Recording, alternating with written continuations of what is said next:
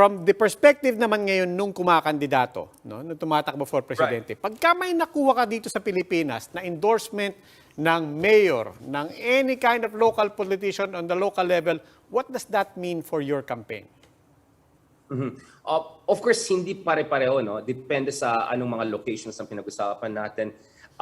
At the same time, pwede natin masabi na in some areas of the Philippines, malaki yung endorsement factor, malaki yung block voting on the ground. It may not be 100% or 80% or 70%, but if it's large enough, it can make a difference. And for me, Mindanao is really an important place. I mean, of course, I have an Ilocano background, so everyone talks about solid North, but I think the solid South is actually more coherent as a so-called voting bloc. And dito nakita natin, we have a problem in a sense that Sara Duterte, at least officially, is with Bongbong Marcos, but the father, the current president, happy birthday kay Pangulong Duterte, hindi pa siya tumaya dito, And then we see some members of PDP Laban, no, actually going for Robredo or suggesting that President Duterte is softly endorsing Robredo. But the very fact that President Duterte is not endorsing the front runner who's supposed to be the admin, I think it's the wild card in itself. Kasi sa aking paniwala, President Duterte may not have as much endorsement power towards the end of the race, let's say in Manila,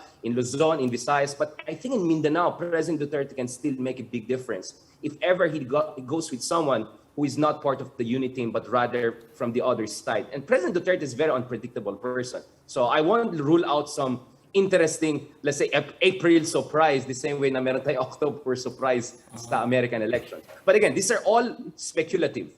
At the end of the day, we might just end up with exactly what surveys have been suggesting and President Duterte going with the safest bet.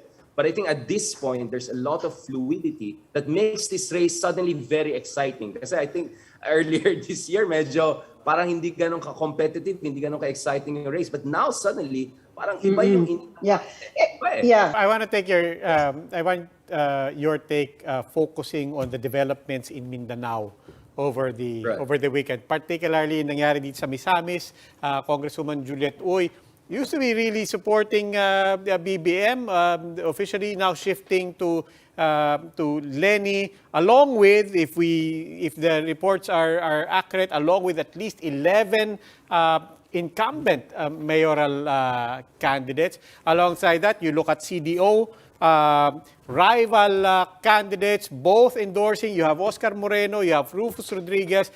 The Cagayan-Iligan corridor, we keep referring to Mindanao. Every time we talk about Mindanao, we look at Davao, and we look at the Dutertes, and so on. And then all of a sudden this weekend, let's not forget the Cagayan-Iligan corridor, diba? And these major cities. What do you see happening in Mindanao?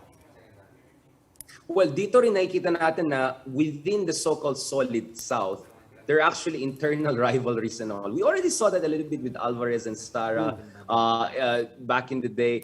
I mean, the hukbong and all of that movement, I think, created this impression na very coherent yung solid South movement.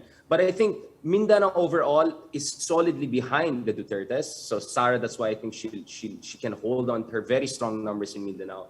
But clearly, yung mga internal divisions na meron sa Mindanao na hindi natin nakikita masyado in 2019 elections ay lumalabas ngayon pagdating sa alignments for the presidential candidates. And you're absolutely right. We tend to think a lot about Davao kind of as the representation of Mindanao politics. But actually, you have other centers of power and other political families and figures na hindi named Duterte. So I think this is something that we're doing. Kaya para sa akin, 2019 and 2022 is a crash course on Mindanao politics. I won't pretend to be a knowledgeable person on the nitty-gritties of Mindanao politics, pero base sa my visits to Mindanao, my talks at Ateneo de Davao, and my interaction with people on the ground, grabe, very fluid then on the ground. But as I said, it looks like those fragmentation are not hurting Sara, but they could hurt the current frontrunner for the presidential run. That's why I think some people, the more pragmatist or realpolitik people, whether in the ISCO camp, in the Lenny camp, etc., are thinking, why not we do some crossover here? Maybe that can help us to push up our numbers in Mindanao. Kasi ang baba na numbers ni ISCO and Lenny. I mean, we're in single digits. While Bongbong Marcos is like 70% or more than 70%. But yun nga, a lot of that is soft. A lot of that can actually fragment for the presidential race. And for us, we're beginning to learn more and more also about Mindanao politics. But the last thing I want to emphasize this is here. I think if President Duterte endorsed BBM, I don't think mangyayari yung ganito. So I think a lot of them, na-sense nila that President Duterte might have other preferences. So I think they're trying to guess that, or it makes them feel comfortable enough not to fully endorse the whole unit team. But So yung President pag-vaccinate na, Duterte came out and said, BBM ako, medyo malabo para sa akin na all of it will see this level of fragmentation. Yun lang sense ko eh. Kasi may division din within the House of Duterte, di ba? Yes, sir. So I think that Yes, is sir. what also other Mindanao political figures are But sensing. Sara is the candidate, and we know who Sara is friends with. Sara is a very good friend of Amy Marcos. And the president is not a candidate himself. So, yun hindi ba maitatawid ni Sara na si Bongbong ang suporta ng Mindanao?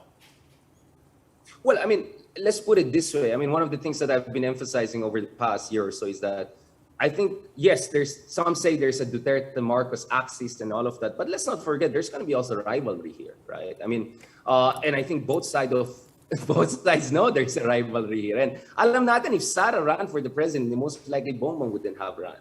And alam din natin, Bongbong Marcos wouldn't have been so dominant in this race had it not been for Sara deciding to go to the vice presidential race. So my sense is there are also some internal rivalries there.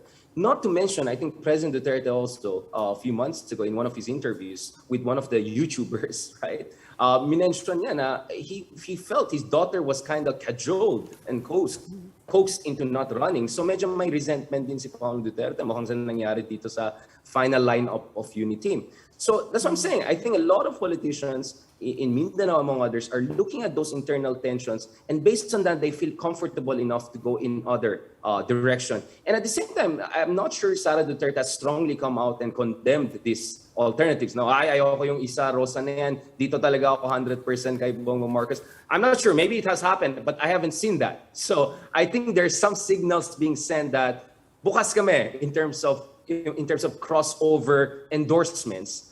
But just like Noibi, crossover na nangyari noong 2010, I don't expect na i-own ng mga candidates mismo openly. I think officially everyone is going to stick with their tandem, but the real game, I think, is the unofficial crossovers. And I think a lot of that is also going to be in Mindanao. But as I said, what happens in Mindanao has a multiplier effect. Because once Mindanao shifts in favor of one candidate, we can see, or if it fragments bigla, it can have a huge impact dun sa overall rankings. And I think once that happens, it could also have a ripple effect dun sa mga ibang undecided who are also looking at who's winnable. So in short, yes, Mindanao is not majority of the vote. In fact, it's barely even a large plurality of the votes.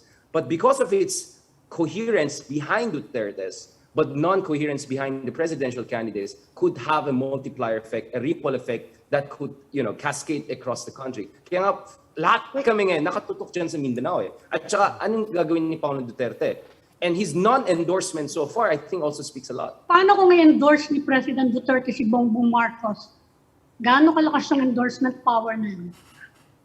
For me, I think the strength of Marcos Jr. really is the consolidation of both forces of Duterte and the Marcoses. So there will be no additional numbers because I think the followers of Duterte know that with Sara Duterte and Marcos building this slate that at the core of it is so-called unity team, that there's really a unity between the Marcos and Duterte. So there's no value anymore.